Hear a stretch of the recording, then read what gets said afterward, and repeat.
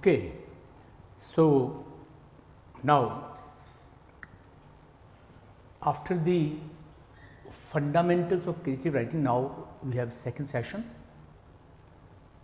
This second session is focused on the aspects of writing.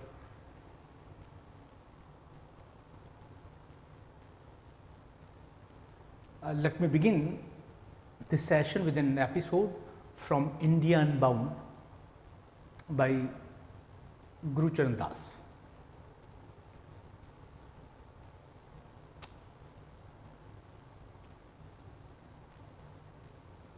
In India Unbound,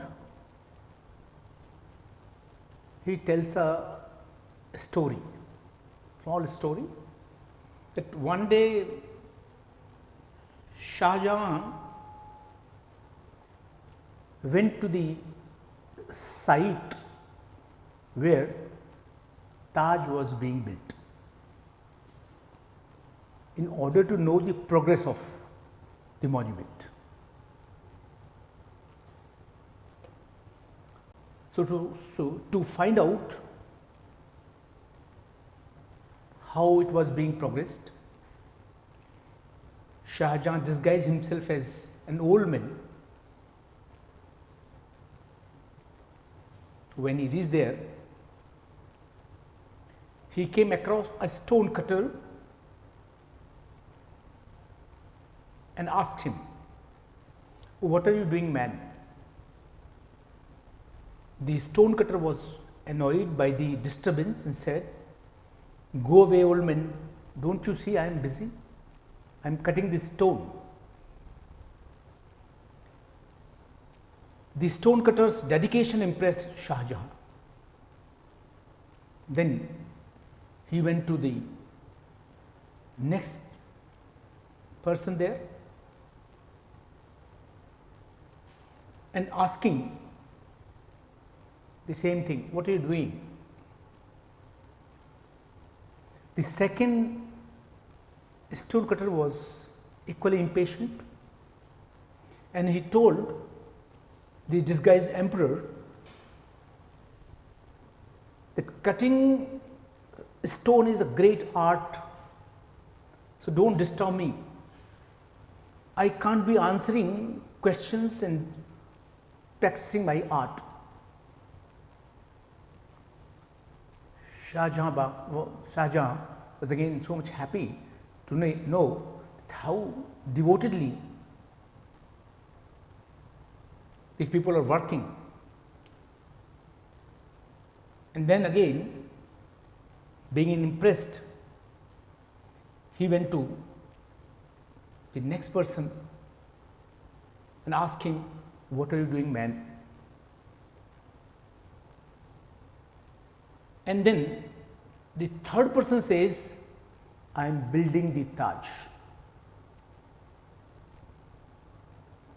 So, I am building the Taj. We all do things in life. We do because we are paid for. We do because we feel happy. But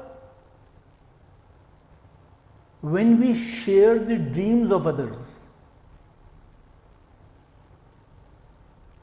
when we translate the dreams of others by our art, that is the most important act of life, and that's the real creative act. So, it suggests that the creative act means thinking about completing the dreams of others, creating a better world for others, being conscious about others, enlarging ourselves, enlarging our consciousness for others. So, what now? In the last session, we talked about, when we talked about fundamentals of creative writing, we talked about certain important things, and one of them was using our surplus emotional energy, using that aesthetic or psychological compulsion for creating something, for narrating the dreams, the desires, the sufferings, desperations, dispositions of others, and creating a better world.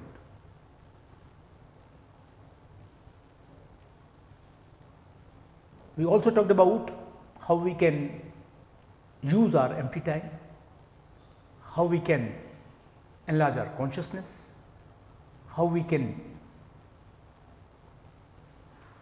versify or coherently put things about the world in our creative act.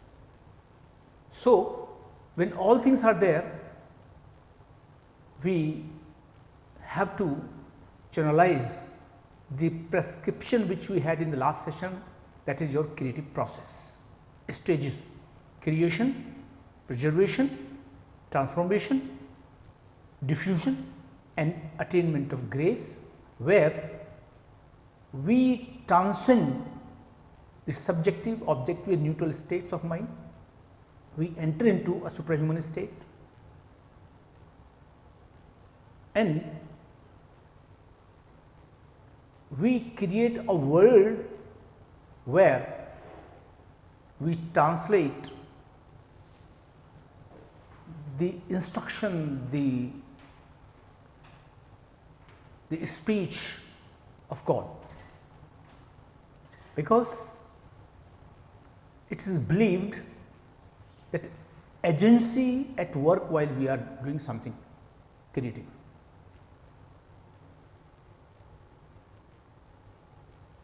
So, now here in our creative act, we have to create, we have to build a Taj. So, let us start with actual writing.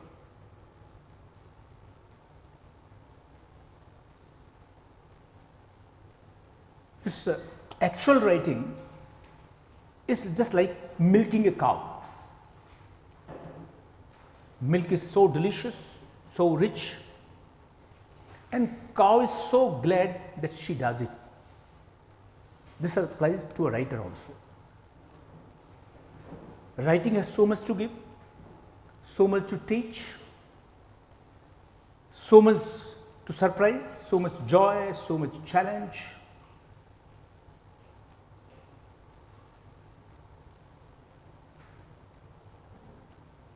So, once we sit to write, once we take up the issues, once we take up the things around us, we can build a Taj. So, as metaphorically, Taj is a creative act for which there was a need of psychological transformation, there was need of material. Similarly, for a creative act, there also we need to have material, language, subject, substance, style, so many things are there. We can understand it if I give you an example of a childhood game. Everybody must have played these games in their childhood, like doctor patient, game of teacher student, game of a robber police, and so on. So, there are number of games we all have had played, but these games are very important, very suggestive. They are not less than a creative act. Why? Why not there? Because children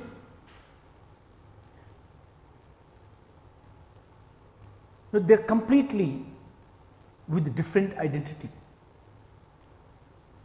without knowing that they are involving into an creative act. They are creating a new identity for this creative act. They become teacher, they are becoming doctor, they are becoming robber or police or student or patient. They identify places, or they also identify some fictional situations also, and they were so much, they are involved so much so that sometimes they forget even eating. Mother, father calling them, not coming. They evolve a sequence of events, and then so they have a beginning, they have a middle, they have an end also. So, this is how we reach the climax. What is the climax? What happened there? That doctor curing the patient, patient dying, teacher punishing a naughty child, and the thief being caught or gunned down by the police. So, initiation, right from the initiation of an act, of a play, that reaches climax.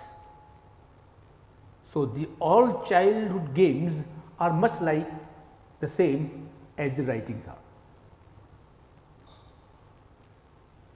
So, these childhood games are suggestive of sequence of events, that they have beginning, middle and end.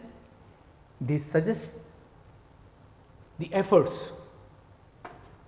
which are the connecting points. They also suggest conflict, crisis, that there is a clash of actions, ideas, desires or will. Then there are struggles of protagonists against antagonists, who are some other person or a group of persons or some external forces. They are some element in protagonist's own nature, due to which men are against him or he himself is responsible for such kind of enmity, and then the removal of obstacles takes place, and thus climax or the intended end is attained.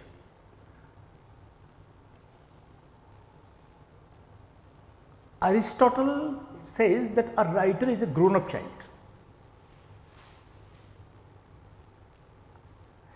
He is doing the same thing what a child does when he is playing games. So, think as a child and do actual writing. Good writing is about telling the truth.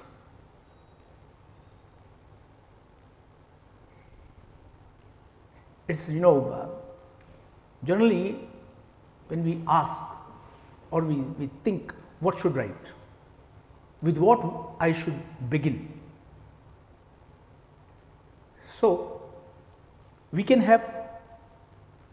all have stories of our life. We all have truths of our life to share with, but not conscious. It's better to write about your own truth. In Hamlet, last scene, Gertrude, Horatio, Hamlet,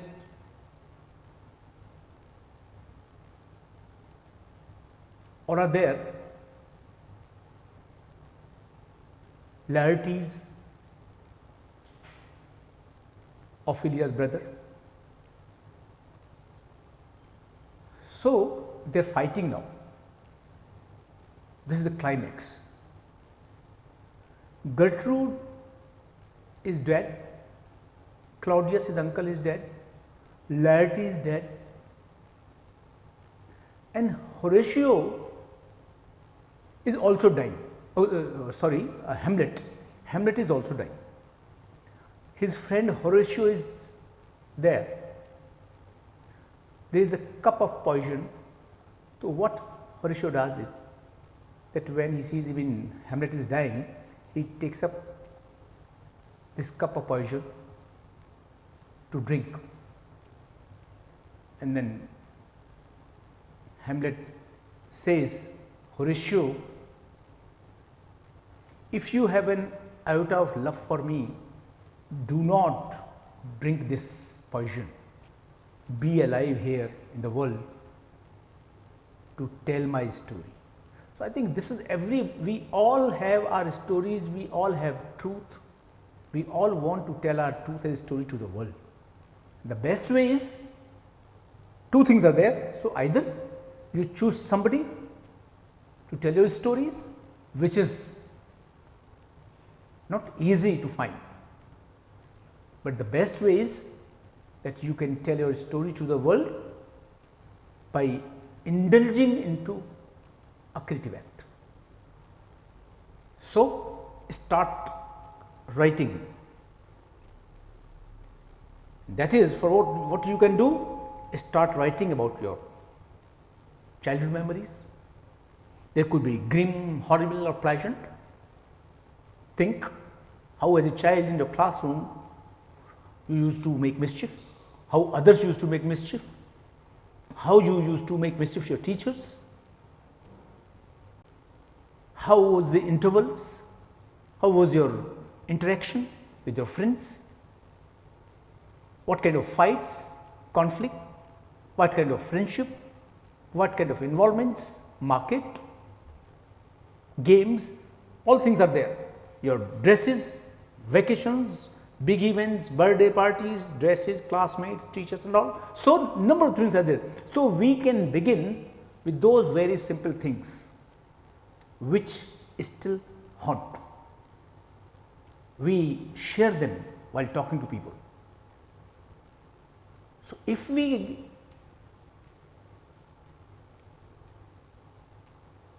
take up these events of our childhood, I think we can have a good start. But yes, one thing is that you have to sit. You need long, hard, unglamorous hours, because if you are willing for having glamorous life, glamorous hours, of course, you are missing those creative acts. Once you start sitting, once you start waiting for thoughts to come, ideas to come, situations to narrate, then of course, you need to cut off yourself. You need to be alone, so that you can invite your characters, you can invite writers and your ideas. So, sit down daily. So, when you have something, so just decide that I would sit daily at 9 o'clock in the morning, 7 o'clock in the evening. Once you decide, you would think, you would see that at particular time that you have an urge to write. You have an urge to eat at 8 o'clock, 9 o'clock in the morning. At lunch also you have an urge for lunch, for your evening supper, for your dinner, because you do it. So, even you do not give any command, automatically when it is 8, 9, oh, this is dinner time, this is our breakfast time. So, make it a schedule. So, once you say, so immediately there will be an alarm.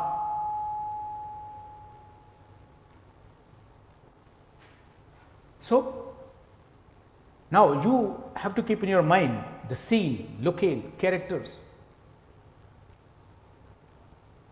It's all a matter of persistence and faith and hard work. So, go ahead and get started. Now, started writing first paragraph, very difficult. First draft is just like a think, it's a child draft. You will laugh while you write first paragraph where you narrate yourself, your time is spent in the past, some incident, some opportunity, some episode, but don't worry. Forget perfection.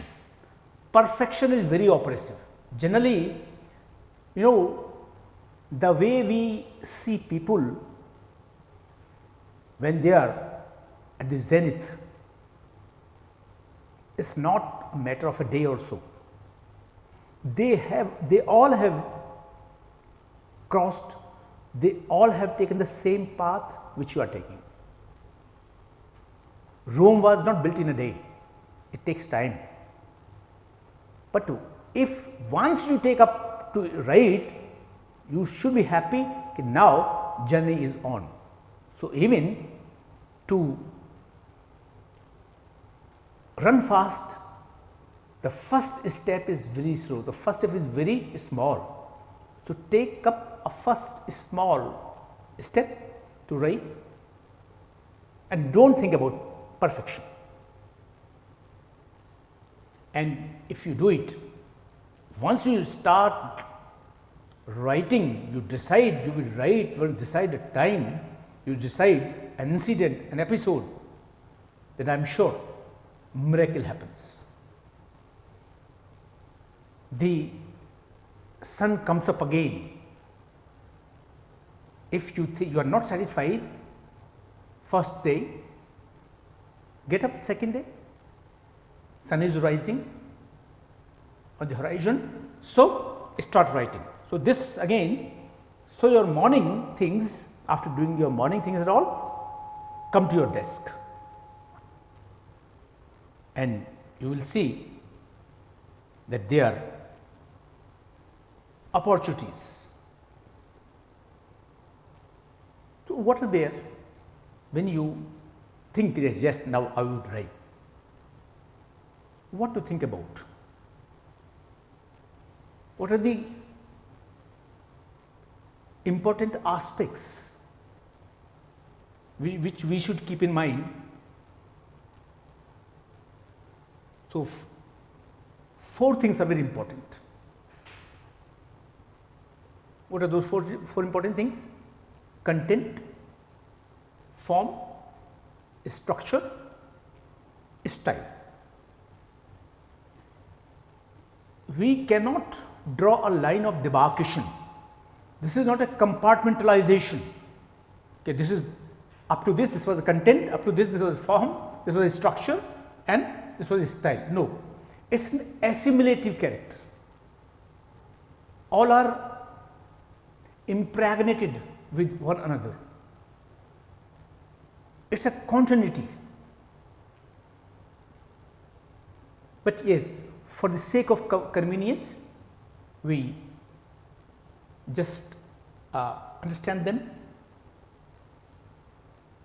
So, first is your content. What is content? Content means the essence of content is experience. So, experience is very important. What kind of experience? Personal experience, social experience, where social personal experience is mixed with your imaginative experience. So, experience is what you acquire from the life around through one's senses by observing things that happen. So, whatever happening over there, you are observing,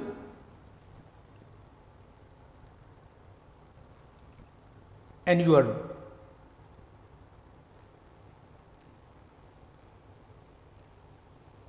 making them happen on your page. No writer can write in vacuum. Everybody has seen life around him in various situations. It could be happy, sad, harsh or poignant. You would have made mental notes of everything. We are not aware of these notes. So, these notes are lying in our mind somewhere. As I told you the last session, the mind works at a very fast speed. At one moment you are sensitive, insensitive, dull, you are interrupted, you are pointed, you are meditative. Just within one moment it could be happen. What you have to do is, you have to channelize the system, you have to channelize the state of mind. So, you have to recollect your experiences, and when you focus on particular set of characters and the right element, you are making a story. You are involving into a creative act. So, creative writing or your own experiences or the content is an account of strange transformation within you once accumulated in your mind. You have to transform your own experience.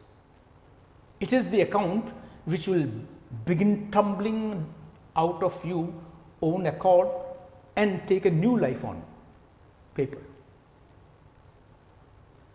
Even when you invent a story, its element should somewhere resemble the real. That is again very important. If your account does not resemble the real, the reader will say, oh no, how it can happen? So, your reader is not going to repose his or her faith in you. So, you have to be very conscious that whatever elements you have, they should resemble the real, otherwise writing will lack credibility and authenticity. So, a well written work should always give the reader the feeling that yes, it is real. He should not ask, you should not express your things in such a way that the reader say, oh, how could this ever happen? So, this is very important. When you start writing, it should be based on some experience. It should be completely imaginative. It can be based on some writers, on the works of some writers, but somewhere it should close to your heart. And you should be moved. If you do not move, you do not feel charged. If you do not experience, then you can't make your reader experience move and emotionally charged.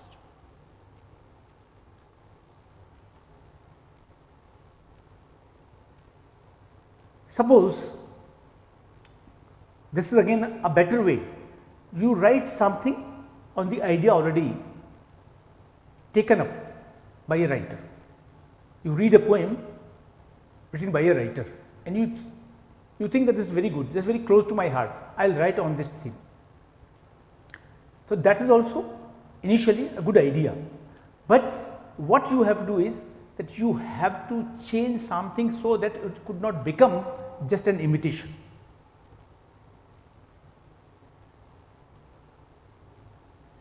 I will give you an example of Shelley's Adonis. It's an elegy written by Shelley, and it is based on the elegy written by Bjorn. Here, the part of Urania is closely modeled on that of Aphrodite. So, Urania is there in Adonis, and which is modeled on that of Aphrodite, but the spirit of his work is entirely his own. The characters are the same,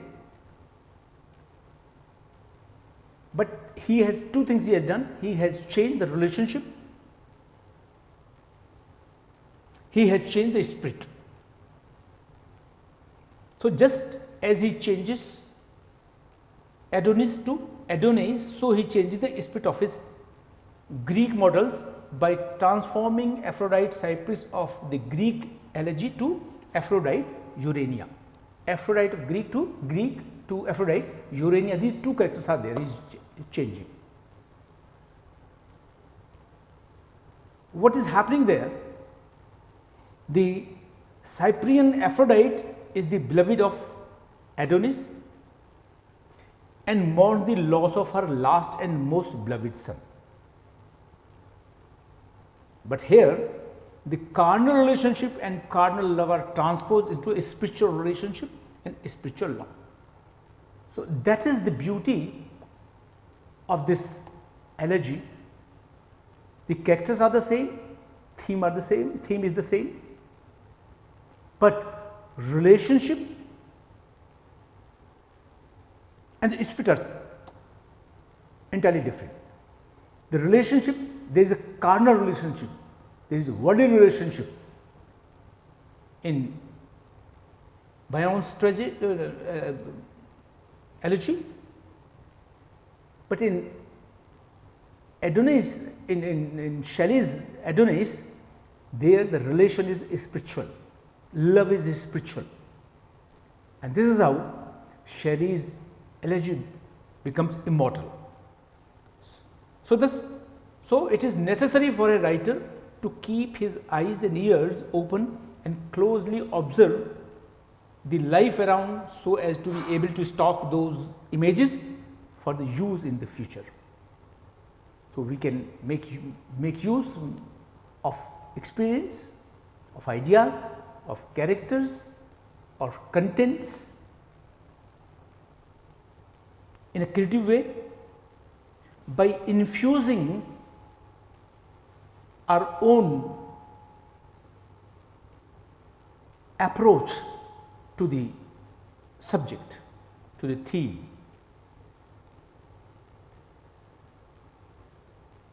The second aspect is structure. Structure should be the guiding principle for a writer. Structure means the communication for easy comprehension. What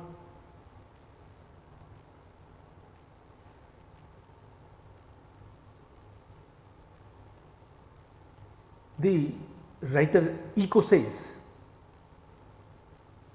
that if you have something to say it directly in your creative act. If you have something interesting to say, you say directly.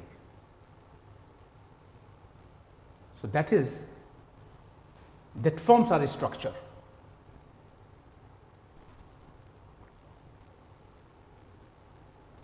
In order to achieve a good structure, you should first of all order your material. You should decide how much of what should be in the work and in what order. So, two things are there: the work, what should be in the work, and in what order. So, if you understand the order and the things, you can just go ahead, you can start writing. For which what you have to do is, you have to keep in mind the volume of the composition. It shouldn't be too big, too small. It shouldn't have many characters or just few characters. For this, I think for such instructions, you can read Aristotle when he is talking about plot, characters, the volume of the size of the text. So, if it is too big, the writer will not be able to embrace the details, and the whole exercise will be fiasco. If it is too short, then the reader will be missing the details again, he will not be able to comprehend the text.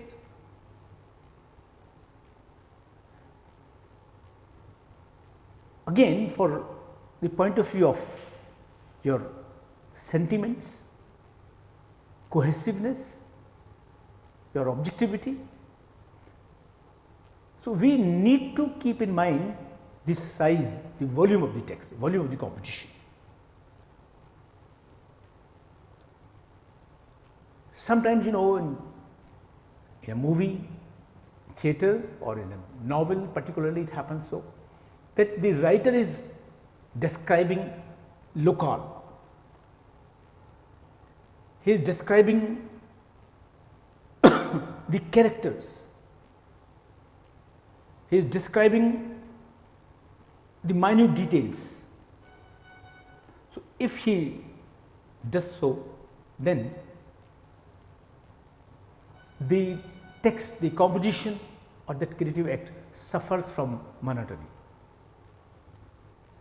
What you have to do, that you have to grip the interest of the reader, and for that you have to know this art, how much space you have to give to the character, to locale, to incident.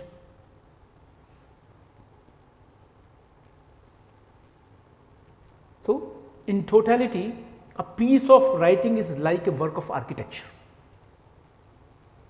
where every stone is well cut and fits into the other as if the two are one piece. So, that is there, sir. Organic unity is required. Nothing in it should stick out. The total structure should make an aesthetically satisfying whole. If it is lacking its aesthetic element, it will not give you that pleasure, it will not give you that satisfaction, and then the whole exercise you will take up as a fiasco. So, here the stone metaphor is very important here. So, when I say stone metaphor, I means I am talking about a whole, organic whole, and this applies to every single element of writing. It is the word, the sentence, the lexical items, grammatical items, episodes, or composition as a whole. Each word is a sentence, and each sentence is an episode, and each episode is a composition. So, they all are just like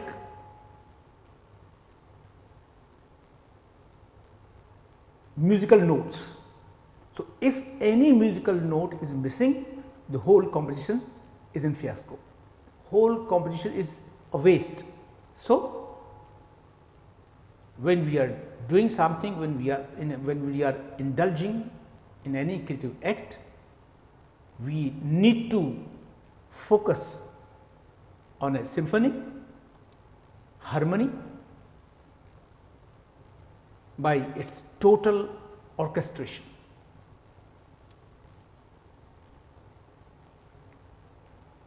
Indian aestheticians, they talk about this, this harmony, this charm, this beauty, this organic whole. I think if you read Kuntak's theory of creative use of language, this is very important. It deals with phonetic items, lexical items, grammatical items, sentential items, episodic items and composition as a whole. So, these parameters are applied to the style. So, style is the manner of expressing one's thought and feeling in words, and it is the result of long cultivated awareness of words, sentence,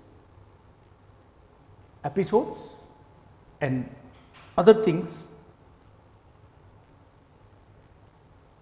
including your sentiments, characters,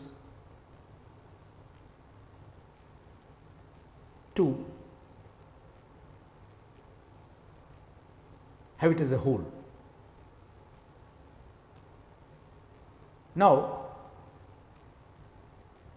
the next thing that comes in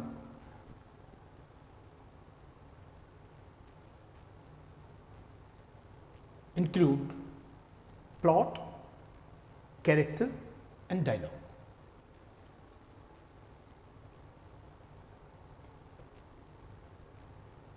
Plot is the dream of writer, and dream should be vivid, continuous from scene to scene.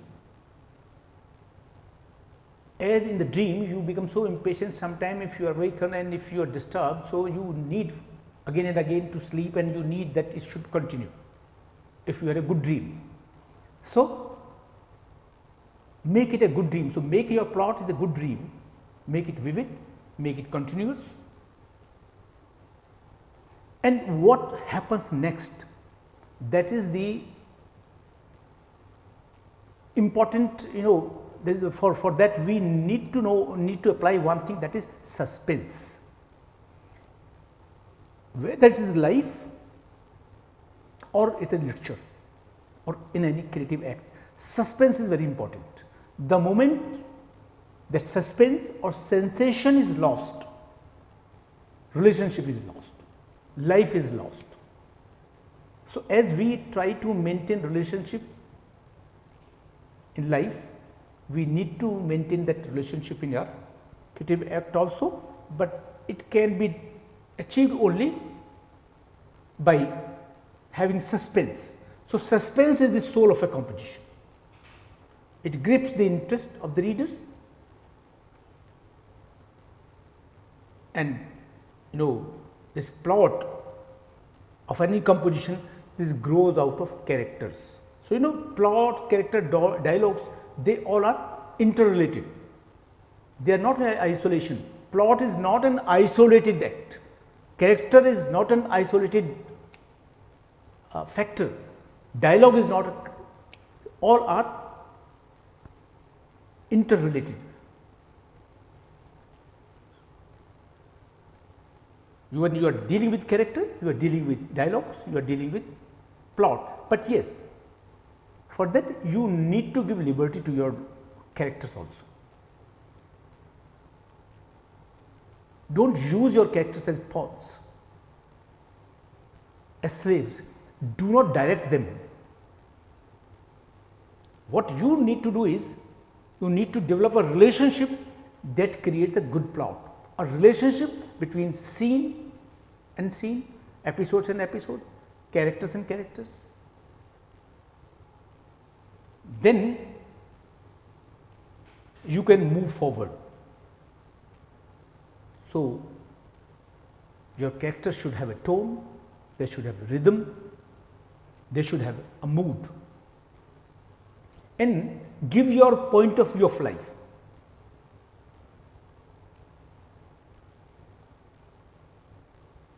Give your plans to characters. Do not thrust upon them your designs, your thinking, your plan, but just develop your characters. So, if you develop your characters,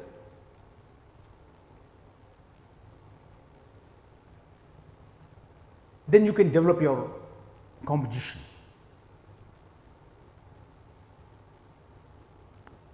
What you need to know about a character is his emotional anchor. Characters are very sensitive. If you disturb them, if you enter into their thoughts, feelings, beliefs, they will not accept, they will not grow. So, emotional fabric of a character is very, very important here, which you must work on. You should not disturb them. You just imagine that you have your house where you are so much emotionally involved, or you can have any act which you love. And if somebody come and he start dictating you, instructing you every time, you would say, go away from this place. You will not tolerate, because you are emotionally disturbed, you are emotionally dominated, distracting by others. So, you just become angry, ask him to go, or if you do not do it, you do not grow then. This happens to the writers, to the characters also. So, if you do not give a space to your characters, they will not grow. If you unnecessarily dominate, they will not grow. If you unnecessarily instruct them, they will not grow. So,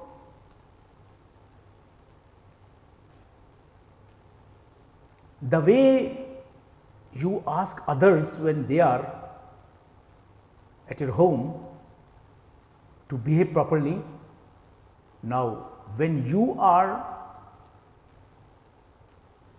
with your characters, you should not dominate them, you should not bypass them, you should not instruct them the way you want.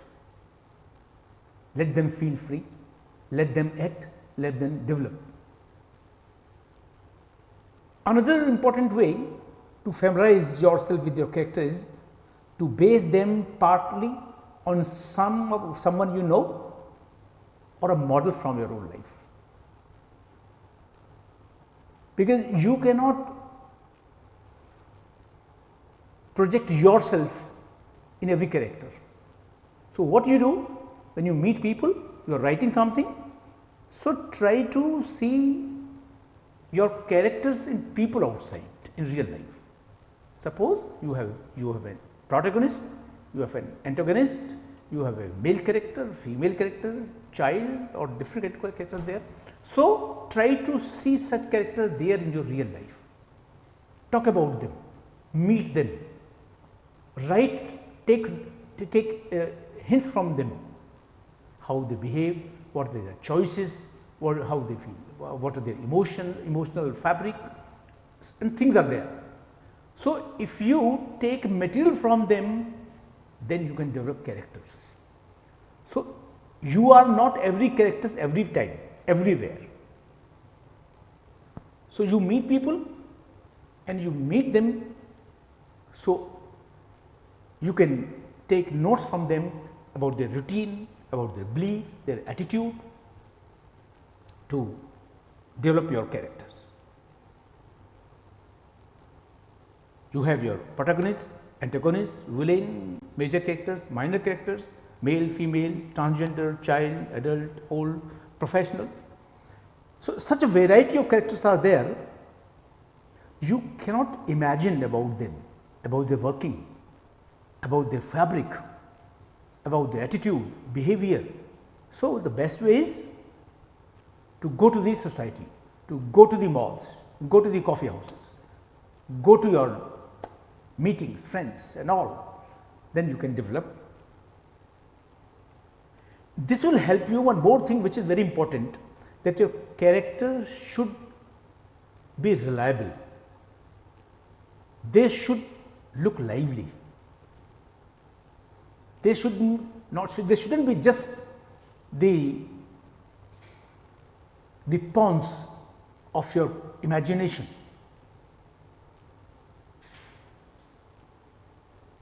So, when you are creating your characters, make them from your experience and partly from your subconsciousness also, because in your subconsciousness also there are certain characters lying in dormant state, they are sleeping. So, you have to wake them up. But yes, one more thing that is there, no manipulation, no game play. Writer cannot befool the reader. You can't. So, if you are playing game with your characters, if you are manipulating your characters, you are manipulating and playing games with your reader, and you are immediately caught. So, that is a bad habit. So, give your character sufficient time to grow.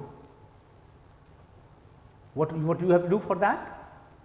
Meet people outside, talk to them, and then see which person is behaving like your character, or which person can become the character of your composition.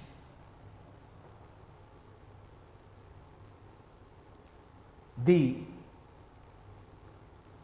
misconception and the wrong assumption is sometimes the writer thinks that he knows everything about his character. He does not know. He has to borrow things from outside. He has to know. So, you can develop your characters on the basis of the characters from some other writers, and also interacting with people in real life. Then dialogue. Dialogue means what the characters say. Characters reveal their personality through dialogue, and dialogues are also important to develop conflict and advance the plot. Dialogues are the soul of a composition. By small dialogues delivered in a theatre, in a movie, in a poem, become the property of life. You are known by a dialogue, a character is known by a dialogue, a reader is known by a dialogue. So, dialogue should be, the beauty of dialogue is brevity, but brevity is not, it's not easy. There is a couplet about it. वो ये नहीं जानते कि रियाजत कितनी है इसमें, लोग आसानी को आसान समझ लेते हैं. So, when you say something in a very simple way, it is not easy to say. It requires a lot of practice.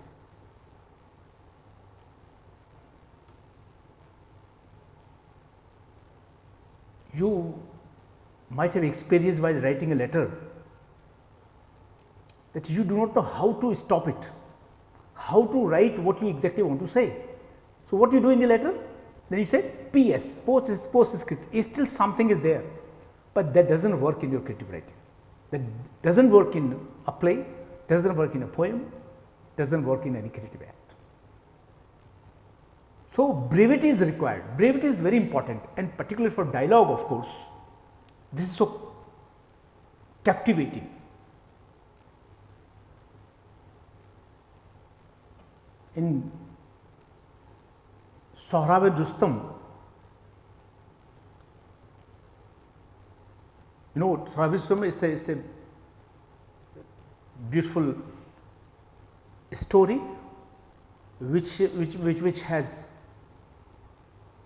attracted so many writers. Matthew Arnold also wrote a long poem, long narrative on Sohrab and Rustam story. And you know what happens there? You know this story? This Sohrab was born, but Rustam, the father, doesn't know. He was informed that the child was a girl. He was Rustam in the war. So, in order to give surprise to his father, Sohrab comes to the place where the army is staying, army of Rustam, and he challenges Rustam to have a duel. Rustam refuses and says that you are a child, and had I had a son, he would have been of your age. So, I do not want to have a fight with you. Okay, no, I will have. And then there was a fight.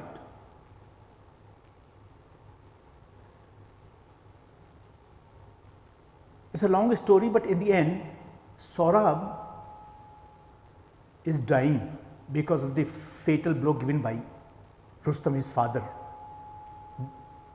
who does not know that Sohrab is his son. So, when he is dying, he tells Rustam that my father would take revenge. In fact, both of them were not knowing each other. Then he asks, who is your father? He says, Rustam is my father. Immediately, Rustam kneels down and says, thy father, my boy. So, this dialogue, just small, just few, 4 words, they become, they grip the interest of the reader. Reader is completely moved, lost. So, in a competition, dialogue delivery is very important, but it needs brevity. It needs a kind of relationship. It bridges the relationship between the reader and the writer, between the character and the character, between the incident and the incidents. So, dialogue is the soul. Then we have climax. We also need to have in view the climax. When we are writing generally, so we become so impatient about climax. But you shouldn't be so patient. Let your human beings, your characters follow the music they hear. A story will reveal itself slowly and over time. You need not to be impatient. You will reach your ending. So, sit down for stuff and work like a good typist. When you have all these things, forget your impatience. Just sit. You do not have much to work. Just sit down like a good typist. Keep details, clues, images, fresh ideas, and intuitive knowledge of people. This is how the composition fall into place. Another important thing, that is your winning over automatism or perception. Do not take things granted. This is what happens in life. This is the tragedy of our life, that because of which we lose our relationships. We we take people granted, and this is how we lose our interest. So, for that we need to have sensation in life, we need to create a sensation in life. But the reality is we all suffer from automatism. She is my wife, she is my brother, she is my sister, she is my friend, or I will do it. So, this familiarity does not work. Familiar objects do not have anything significant or important in life. Only unfamiliar objects look strange and are difficult to be perceived. So, art should remove an object from the automatism of perception, otherwise the whole exercise shall be in fiasco. Let me explain it by a story written by Tolstoy called Stober. In the story, horse is the narrator, and horse is talking about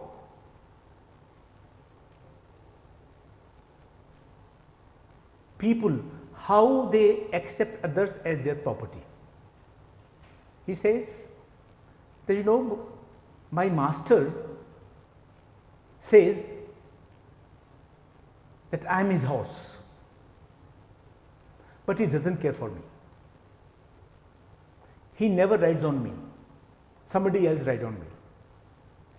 Somebody else are happy to see me. Doctor is very happy to treat me, cure me. My caretaker is very happy to take care of me. My master only say he is my horse, nothing else. I am very much fed up, but then I see he does same thing with his wife also. He tells she is my wife. She also talk about his house also, where he does not live. I think this is the tragedy of life of man, that we do not use what we claim as. When we say this is our house, so we are not worried about house. When we say this is our wife, husband, brother, sister and all, we are not worried about. We are worried about, but we are not concerned happily, we do not grow relations. And that is something that is because of automatism. We should win over this. The horse also says that there is a difference between an animal and a man. Animals do whatever they feel, but the man feels something and does something. So, that is because we take things granted, and it is because of that the relationship is very poor among human beings. So, we should create sensation in life, we should create sensation in our competitions to have a relationship with the reader. So, if you have sensation there in the competition, the characters will grow, the plot will grow, the dialogues will be in the center, and there will be a cementing bond between the reader and the writer. But for all this, one more prescription is there, that we can win over all these things. Either we are talking the plots, we are talking about the dialogues, or talking about the characters, we are talking about your style, your contents, structure. So, all things they come under creative use of language. It is not the character that disturbs you or pleases you. It is not the idea that disturbs you or pleases you. It is not the emotion, the thought, it is the language we use that pleases you or disturbs you. So, language should be used creatively, and Kuntak talks about 6 levels about language. That there are 6 levels of language used in a competition, with the help of which we can win over the problems our writer faces related to your structure, style, contents, automatism, and so other things. And first is also, what are those 6 levels? These 6 levels are the creative use of language at phonetic level, at lexical level, as grammatical level, sentential level, episodic level, and composition as a whole. And there further, if you study Kuntak's book, that is a Vakrokti Jivitam, which means Vakrokti means the creative use of language. The oblique use of language is the soul of a composition. So, he talks about more than 50 kinds of oblique use of language that can help a writer to win over the automatism, to strengthen style, to strengthen contents, to strengthen structure and dialogue character of composition. This is an example. Example is from Dr. Faustus.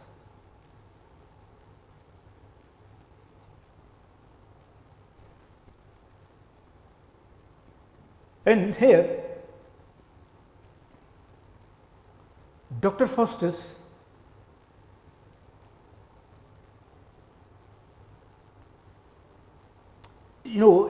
this play has become very important because of this speech, where Helen has been described, and this sentence is the dialogue is, when he says, was this the face that launched 1,000 ships and burned the topless stars of Ilium? Sweet Helen, make me immortal with a kiss. This example from Marlowe, Dr. Faustus, demonstrates how phonemes impart beauty to the expression. It is remarkable to note how Dr. Faustus has stabbed with these lines into the permanent memory of the world and assumes a reality no actual magician could achieve. Why? What is there? If you read them, if you study these lines, you will feel the creative use of phoneme, the phonetic sounds. Here, the interweaving sound pattern of both consonantal and vowels has its own effect. Let us mark use of consonantal sounds.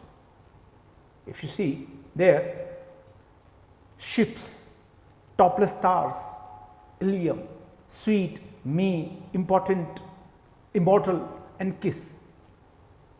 Everything there you will find they are so interweaving, so suggestive, that they become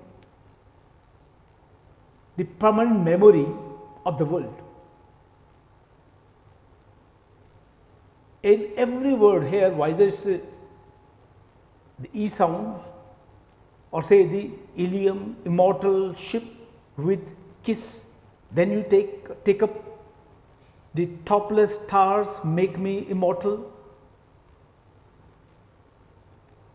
Then further there is the sweet, me subdued, because me is unaccented, or the consonants of the K in make with that in kiss. So, here you see the all sounds, diphthongs, they are so woven properly that the grip of the writer, the grip of the reader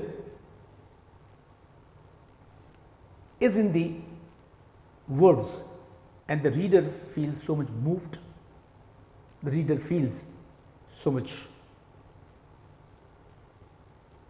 happy that he transcends for a moment and enter into a world, the world of joy. So, the writer has to be sensitive about the use of phonemes. Phonemes, of course, though they look so unimportant, but they are very important. They grip the interest of the reader. The second level is lexical level, and here it's at this level we have a conventional usage, we have use of synonyms, we have transference, we have adjective, we have concealment, the creative use of pronouns, then indeclinables, phrasal organization, that includes your phrasal organization without compounds, phrasal organization with small compounds, phrasal organization with long compounds, then gender, then verb. So, all with the help of when we use them, we can make the dialogue, the composition or that part or episode immortal. In Aeneas, there is a phrase, of that crew he came the last, neglected and apart, a herd abandoned, deer struck by the hunter dark. So, this is so how beautifully the herd abandoned, a deer who is struck by the hunter. When one deer is lagged behind and struck by the hunter, so how pathetic it becomes. So, the use of herd abandoned, the beautiful, it is a very creative use of language, creative use of phrasal organization or indeclinable, and this by the use of this indeclinable, Shelley evokes pathos by unlocking the wounds of Keats, who had been attacked by his contemporary critics. Here the rapid flow of unconnected words, verbs excite the mood of the reader. Then the third level is grammatical level, where the writer should be conscious about the creative use of tense, case, number, person, voice, prefix, suffix, particle.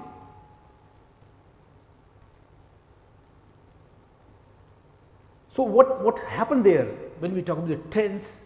Tense means the transposition of tenses, transposition of case, transposition of number, person, etc. So, when sometimes we, as per rules, we need to use, we should use present tense, we use subjective case, we use singular number or first person, but we do not use. We use other tenses, other cases, other numbers, other persons, grammatical forms. So, this inversion of the normal order of cases, sometimes they suggest an emotional strain, an effect which reader carries with him. See, now there is a speech in Macbeth, "Oh horror, horror, horror, tongue nor heart cannot conceive nor name thee." Oh horror, horror, see the interjection, the particle is there, use of particle. So, when horror, horror, horror, so if you remove the interjection, means that emotion is gone. So, he is infusing emotion by using interaction, and then tongue nor heart. So, tongue is related to your name and heart is related to conceive, but here is an inversion of the normal order of cases. Tongue is related to conceive and heart is to your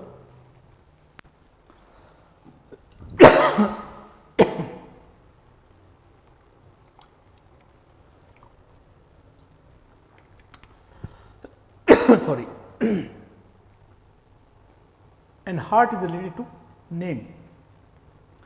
So, this inversion of the normal order of cases suggests a disordered utterance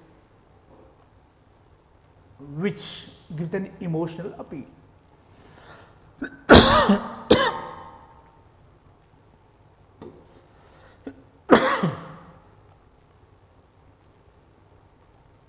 There is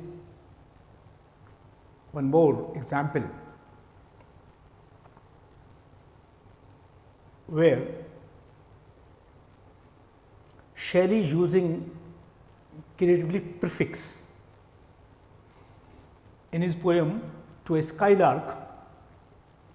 There is a stanza, like a rose embowered in its own green leaves by warm wind deflowered till the scent it gives. So, here two words are there, embowered and deflowered. So, here using prefix, the word is bowered, embowered, embowered, then flower, deflowered. So, suffix prefixes both are added there, and by using these small things, see how there is a change. So, in the stanza, Shelley enhances the beauty of the skylark by the addition of the prefixes and affixes. He used the prefixes as M and D to the words bowered and flower. The skylark sings and flies high in the sky simultaneously, and during this performance it remains unseen. So, here in order to characterize skylark, Shelley transformed these two nouns by bower and flower into verbs by adding prefixes to them, and thus so formed word embowered characterizes skylark's characteristics of being unseen, and deflowered denotes its presence felt by skylark's music. So,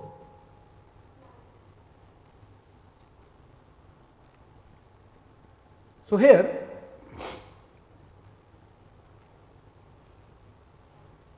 in the poem, the two words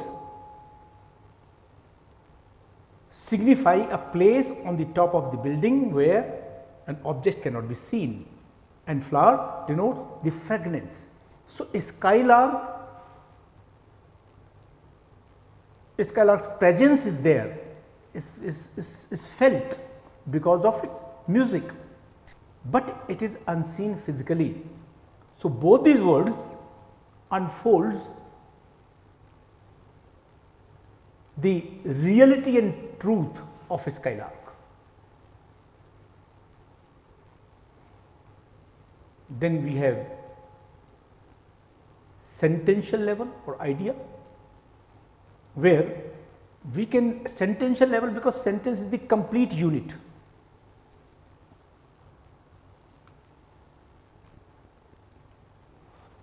Here at sentential level,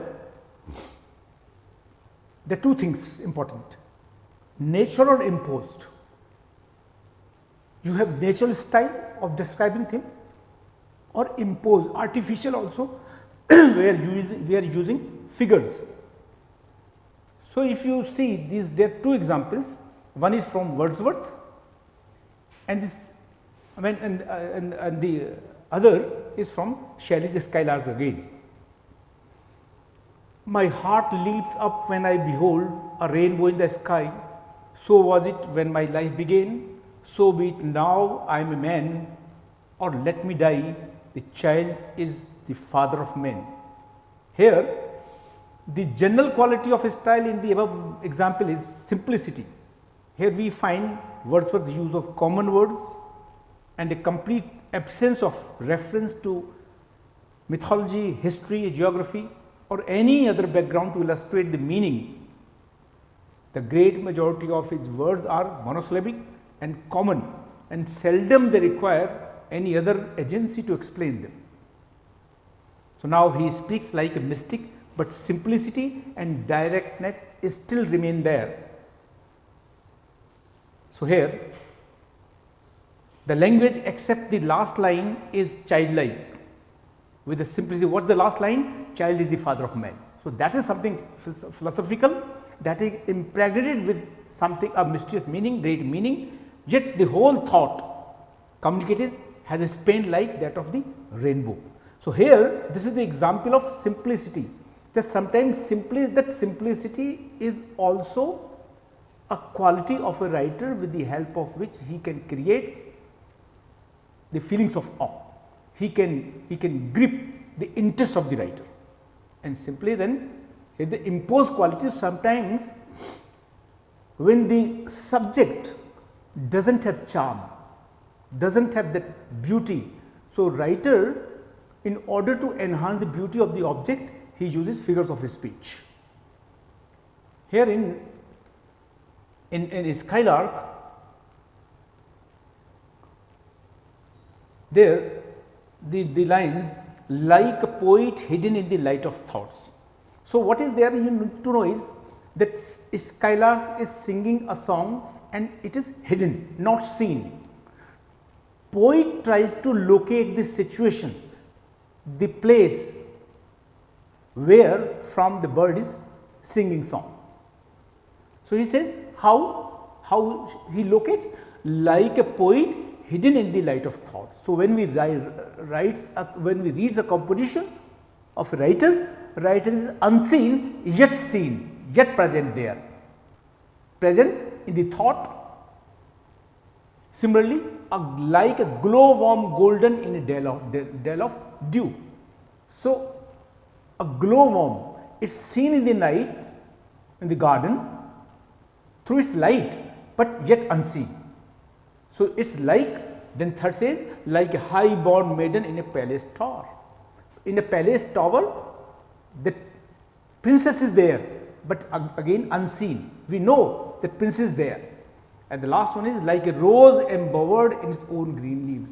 So, a flower is hidden, concealed in its own leaves, yet its fragrance coming. So, presence of a skylark is just like the presence of the writer in thought, glowworm in the dell of dew, and then maiden in a palace tower, and a flower in green leaves. So, all these images are contributing to the exact location of the spirit or bird which is panting forth a flood of rapture so divine. Similarly, we have an episodic level. At episodic level, we have emotional states, modified source story, obliquity of episodic relationship, particular event, episode, secondary episodes, episodes within episodes. So, these are all there are certain small things, small episodes, but those small episodes are they do make organic whole, and they also grip the interest of the reader, but they are not insignificant. Kuntak says that for a writer, it is important to focus on small details. So, if you are focusing on small details, they club together the whole composition. In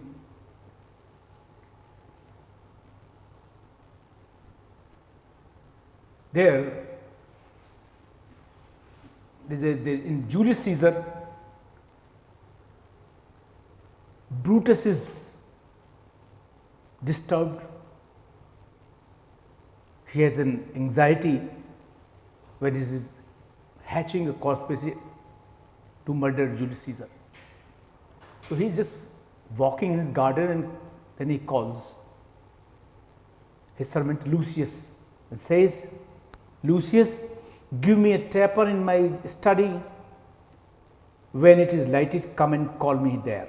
After some time, Lucius enters and says, the taper burneth in your closet, sir, searching the window for a flint. So, here though it is a very small incident, but this unlocks the perturbed heart, the inner self of Brutus, who is hatching a conspiracy. So, it unfolds a concealed intention in Brutus' sick heart. It is a reminder of conspiracy that Brutus is hatching against Caesar. It also shows the conflict between the modes of evil and good in Brutus over the issue of hatching a conspiracy of Caesar's murder, but it is spoken without any intention by Lucius. That is something very important. No. So, such important incident there in the competition, they are suggestive about the flow of the composition, the character. And the last one is your compositional level. At composition level, he talks about the change of sentiments, that there should be sentiments, many sentiments, many rasas. If you have only one ras, one sentiment, then the composition may suffer from monotony. Then how you wind up your composition, your story, that is also important. The writer need to focus on the title. The even title is not just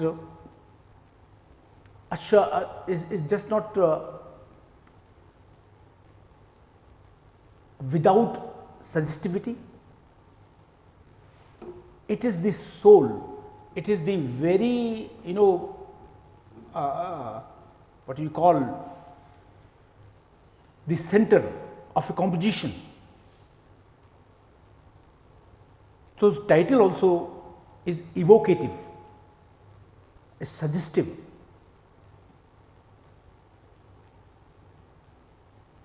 Of the message of the text, and there can be so many identical things in the text.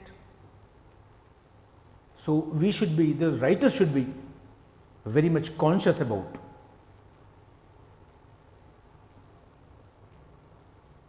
that identical subjects. He needs to focus on the originality. If he does not have any originality, then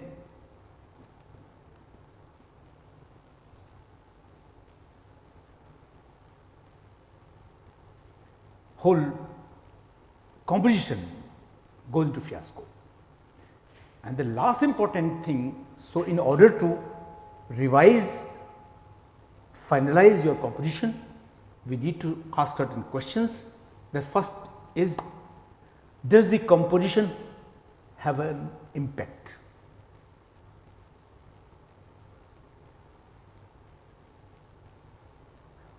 To be more specific, does the composition generate some kind of an immediate response, and if so, is this sustained? Does the composition become too melodramatic in case you are using shock or suspense? And if you are using wit or satire, does the composition really appear funny, or is it mere slapstick humor or farcical? Then what are the specific scenes and characters that make the composition work effective? And second question which a writer must focus on is whether the structure of the plot effective, whether the plot works in terms of rising action and periodic climaxes. This can help in restructuring the plot if required. And then third, are the characters convincing and interesting? When such a question is asked, you learn a lot about the effectiveness of dialogue and action in the composition, as naturally the characterization depends a lot upon both these elements. So, you should not be misled by comments voicing individual dislikes for a character, but should instead try to see whether the character comes across as an effective one. So, be it a protagonist or a secondary character, you should just think that it is effective, it is playing its role, it has grown the way it should have been. And the fourth question, that is your themes. What themes are being explored and how are they developed? What you intend to convey and what the audience actually understands. There is a two things, but sometimes the writer he tries to mend his ways, which he shouldn't do. So, writer has his own theme, the audience have their own theme, and he should not worried about it. And in this way, you will be able to gauge whether the ideas are too subtle or too hackneyed, or whether the tone is preachy or pedestrian. So, do keep an open mind and do not get defensive, as that will not help you to improve your script. So, that is very important. You should not defend what you have done, you should not defend your character, your dialogue, your plot, your content, your other things. So, let them grow the way they come, and the feedback people give, you should improve upon that. And the fifth and final question is linked to the previous two. Does the composition show originality? So, you should produce a memorable composition, one that holds the attention of the reader and is now as well as convincing. So, it is important to try and find out which aspects of your composition are a new experience for the audience. Finally, to write a composition, read a lot of compositions, recent as well as older, and listen a lot of compositions, read lot of compositions,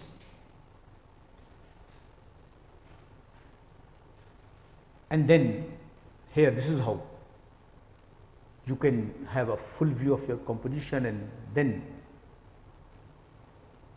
I think doing this exercise, rather this is not just an exercise, this is a creative exercise where you are not involving yourself, your personal self, your subjective self, your objective self or your neutral self. You are involving a self which is beyond yourself, which is the subject and objective complex, where you are talking, seeing, watching, doing from a place, from a state which is a suprahuman state. So, writing, that is why it is because of these things a writer is not an ordinary person, he is different from others, and so one has to be different. So, in order to become different, we need to have these prescriptions to make a better life, better composition and better thinking. Thank you very much.